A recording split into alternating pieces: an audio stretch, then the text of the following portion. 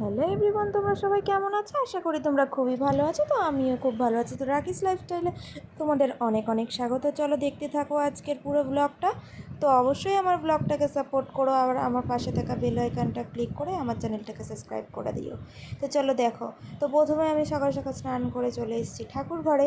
তো ঠাকুর ঘরে ঠাকুর পুজো দিয়ে নিচ্ছি। তোমাদেরকে তো আমি আগেই জানিয়েছি যে আমি সকালবেলা কাজ সেরে, ঘরের কাজ সেরে আমি আগে স্নান সেরে আগে ঠাকুর পুজো দিয়ে নিই, তারপরে বাদবাকি সমস্ত কাজ করি।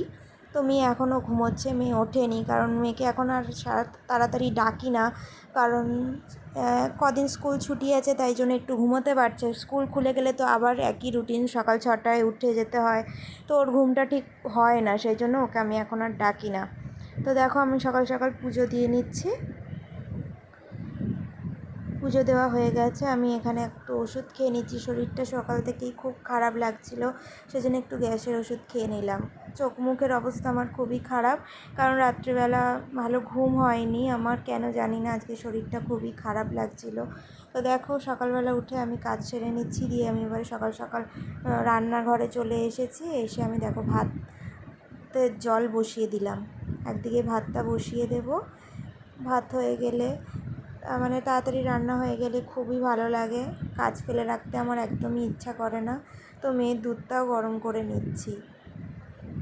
তো দুধ শুধু দুধ বসাতে নেই উনানে, তাই একটু জল দিয়ে দুধের মধ্যে তারপরে বসালাম। তো দেখি তোমাদের দাদাভাই কালকে কী সবজি নিয়ে এসেছে। দেখো গাঁটি কচু, উচ্ছে, বেগুন, আলু টালু সবই রয়েছে। আমাকে রোজই ফোন করে, কিন্তু কালকে আর বলা হয়নি যে কী সবজি আনবে, তো নিজে থেকেই সবজি এনেছিল। তো গাঁটি কচু আজকে আর করবো না, শরীরটা ভালো লাগছে না, এক্সট্রা কিছু রান্না আমি আজকে আর করবো না। তো দেখো কী রান্না করি তোমরা দেখবে। তো এদিকে দেখো আমি চাও বসিয়ে নিচ্ছি, আর দেখো মেয়ের দুধটা একদম মানে কেটে গেছে, কেন জানি না, ফ্রিজেই রাখা ছিল দুধটা, তাও কেটে গেল কেন জানি না। তো মেয়েকে এখন সকালবেলায় কী খাওয়াবো সেটাও আমি চিন্তা করছিলাম। তো দুধ আনতে তো এখন নিচে যাওয়া সম্ভব নয়, মেয়ে ঘরে একা ঘুমাচ্ছে। তো ওকে দেখি জল বিস্কুট খাইয়ে দেবো, তারপরে বেলায় একটুখানি অন্য কিছু করে খাইয়ে দেবো। তো আমি দুধটা যেহেতু কেটে গেছে, তাই লেবুর রস দিয়ে ভালো করে কাটিয়ে আমি দুধটা ছানা করবো না, আর আমি পনির বানিয়ে নেব দুধটা দিয়ে। তো দেখো আমি এখানে চা বানিয়ে নিচ্ছি, সকালবেলা একটু লিকার চা খাবো। তো খালি পেটে থাকলে আরও বেশি গ্যাসের সমস্যা হতে পারে, তাই জন্য একটু লিকার চা, দুটো বিস্কুট দিয়ে আমি খেয়ে নেব। তো তোমরা সবাই কেমন আছো অবশ্যই আমাকে কমেন্ট করে জানিও। তো আমার ভিডিওটা তোমাদের কেমন লাগছে সেটাও অবশ্যই জানিও। তো আমার চ্যানেলটাকে সাবস্ক্রাইব করতে একদম ভুলো না তোমরা, নাহলে আর পাশে থাকা বেল আইকনটা আগে ক্লিক করে দিও, যাতে আমার ভিডিও তোমাদের সামনে সবার আগে চলে আসে। তো দেখো আমি এখানে একা একাই বসে চা খেয়ে নিচ্ছি, যেহেতু সকালবেলা বাড়িতে কেউই থাকে না, আমি একাই থাকি, মেয়ে থাকে, তো একা একাই আমাকে সব কিছু করতে হয়। তো দেখো আমি চাটা খেয়ে নিয়ে এবারে আজকে সকালবেলায় মাছওয়ালা এসেছিলো, তো বাটা মাছ রেখেছিলাম, ছোট ছোট বাটা মাছ। তো দেখো বাটা মাছ খেতে তোমাদের কার কার ভালো লাগে অবশ্যই কমেন্ট করে জানিও। তো ওর বাবার একদমই পছন্দ না, যেহেতু কাঁটাওয়ালা মাছ ও একদম খেতে পছন্দ করে না। দেখো আমি মাছগুলোকে পরিষ্কার করে ধুয়ে নিচ্ছি, এবারে আমি রান্না বসিয়ে দেবো। তো মাছের মধ্যে নুন হলুদ মাখিয়ে নিয়েছি, এবার মাছগুলো ভাজতে দিয়ে দেবো। এর মধ্যে মেয়েরও ঘুম ভেঙে গেছে, ও উঠে পড়েছে। তো ওকে ব্রাশ হাতে দিয়ে বসিয়ে দিয়েছি, ও ব্রাশটা করে নিক, ততক্ষণ ব্রাশ হয়ে গেছে। ও ব্রাশ করে সবার আগে 1 গ্লাস জল, ও খায় রোজ ডেলি এটা করে, তো ওর জন্য সকালবেলায় ওকে 1 গ্লাস জল দিয়ে দিলাম, ও জলটা পুরো ফিনিশ করে নিল। তো দেখো ওকে ঘরে গিয়ে আমি জামা চেঞ্জ করিয়ে দিয়ে তারপরে ওকে আমি ব্রেকফাস্টে, তো যেহেতু দুধটা কেটে গেছে আজকে দুধ দিতে পারলাম না, তাই জল বিস্কুট খাইয়ে দিয়েছি, একটু পরে ডিম সেদ্ধ দিয়ে দেবো। তো দেখো আমি সবজিগুলো কেটে নিচ্ছি, যেহেতু তরকারি রান্না করব, তো তরকারির সব সবজিগুলো কেটে নিলাম, নিয়ে এদিকে আমার মাছ ভাজাও হয়ে গেছে। তো এদিকে মাছ ভাজা বসিয়ে দিয়ে আমি তরকারিগুলো কেটে নিচ্ছিলাম, তারপর মশলা আমি বানিয়ে নিচ্ছি। তো দেখো এই রেসিপিটা যদি তোমরা দেখতে চাও, তাহলে অবশ্যই আমাকে কমেন্ট বক্সে জানিয়ে দিও যে তোমরা এই রেসিপিটা যদি তোমাদের ভালো লাগে, তাহলে আমি অবশ্যই পুরো রেসিপিটা তোমাদের সাথে শেয়ার করব।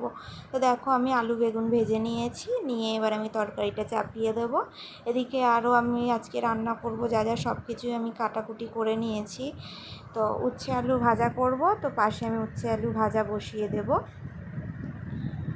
তো দেখো আমি মশলা কষিয়ে আলুটা ওই মশলার সাথে কষিয়ে নিচ্ছি, নিয়ে আমি জল ঢেলে দেবো, দেওয়ার পরে আমি বেগুন আর মাছ দিয়ে ঢাকা দিয়ে রেখে দেবো। দেখো আমি উচ্ছে ভাজা আমার হচ্ছে, এদিকে বসিয়ে দিয়েছি। দেখো ঝোলও ফুটে উঠেছে, আমি বেগুন আর ইয়েটা দিয়ে দেবো, মাছটা দিয়ে আমি ঢাকা দিয়ে রেখে দেবো, দিয়ে আমি অন্য কাজগুলো সেরে নেব। উচ্ছে ভাজাও আমার এরই মধ্যে রেডিও হয়ে গেছে, আমি উচ্ছে ভাজা নামিয়ে নেব। দিয়ে দেখি ভাসুর দিয়ে গেল খারকোল পাতা। তো এই পাতা তোমরা কে কে খেতে পছন্দ করো অবশ্যই আমায় কমেন্ট বক্সে জানিও। আমি তো ভীষণ ভালো খাই।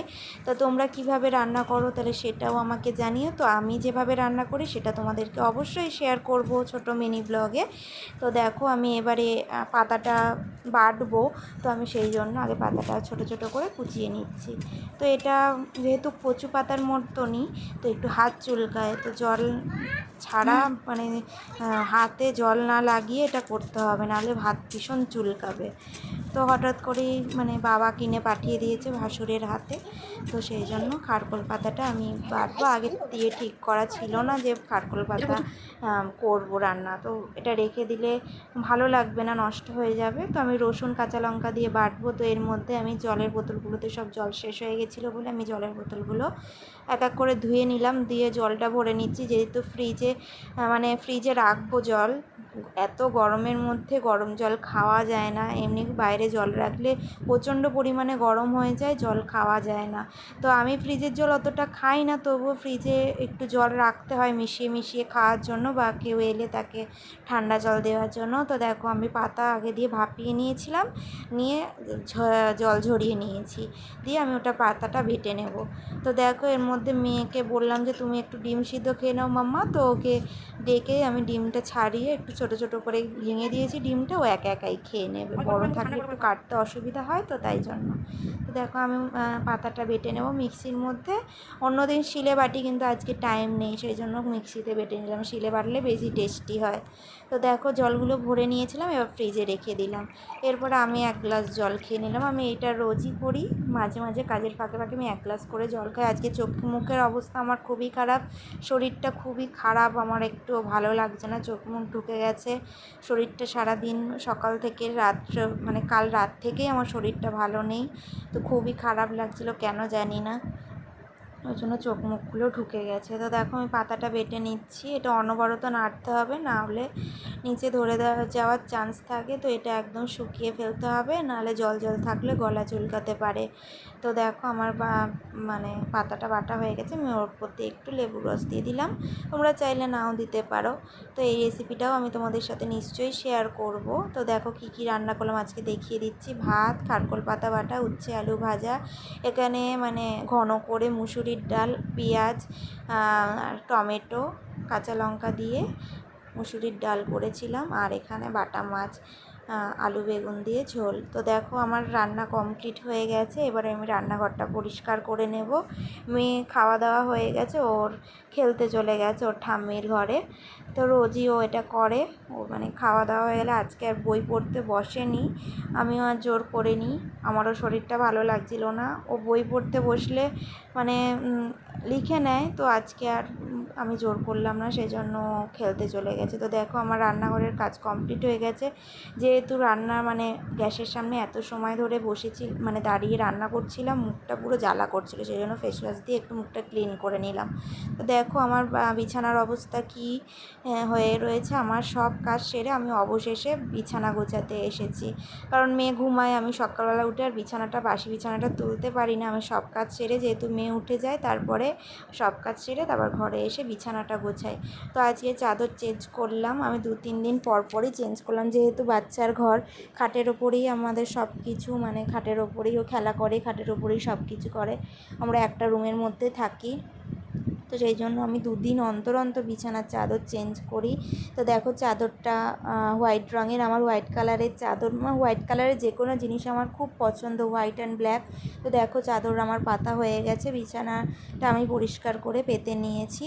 তো তোমরা মানে ঘরে বিছানাটা যখন চেঞ্জ করি না, মনটা খুব ভালো হয়ে যায়, মানে বিছানায় শুতে বা বসতে এত ভালো লাগে, আর বিছানা যখন এলোমেলো হয়ে থাকে কিচ্ছু ভালো লাগে না। তো যখন ছোট ছিলাম বিছানা নোংরা করতাম কিন্তু এখন বিছানা মানে মনে করি যে তখন কি ভুল করতাম। বিছানা পরিষ্কার থাকলে তো সবারই খুবই ভালো লাগে। তো দেখো বিছানা পরিষ্কার করা হয়ে গেছে। এই চাদরটা আমার মা গড়িয়াহাট থেকে কিনে দিয়েছিল। তো দেখো এবার আমি সকালবেলা খেয়ে নিচ্ছি ভাত। তো কিছুই খাবো না, শরীরটা আজকে ভালো লাগছে না, অন্য কিছুই খেলাম না। তো আমি একটু খারকোল পাতা বাটা, উচ্ছে ভাজা আর একটু বাটা মাছ দিয়ে ভাত খেয়ে নিচ্ছি। তো সকালবেলা তোমরা কে কে ভাত খাও তুমি আমাকে কমেন্ট বক্সে অবশ্যই জানিও। তো আমি মাঝে মাঝে খাই, মাঝে মাঝে খাই না, তো আজকে খেয়ে নিলাম। তো দেখো মানে চলে এসেছি ছাদে। ছাদে আজকে মানে উঠে দেখলাম ওয়েদারটা এত সুন্দর, ভালো লাগছে। তো নিচে গিয়ে একটু ফল কেটে নিয়েছিলাম, ফল খাবো। যদি আমার এই ভিডিওটা তোমাদের ভালো লেগে থাকে, ফল সন্দেশ নিয়ে বসে পড়েছি, তাহলে অবশ্যই আমার ভিডিও তোমাদের ভালো লাগে তাহলে অবশ্যই আমার চ্যানেলটাকে সাবস্ক্রাইব করো আর একটা লাইক করে দিও। তো লোকনাথ বাবা আর গপুর আশীর্বাদে যেন আমরা যেন এইভাবেই থাকতে পারি। তো থ্যাংক ইউ।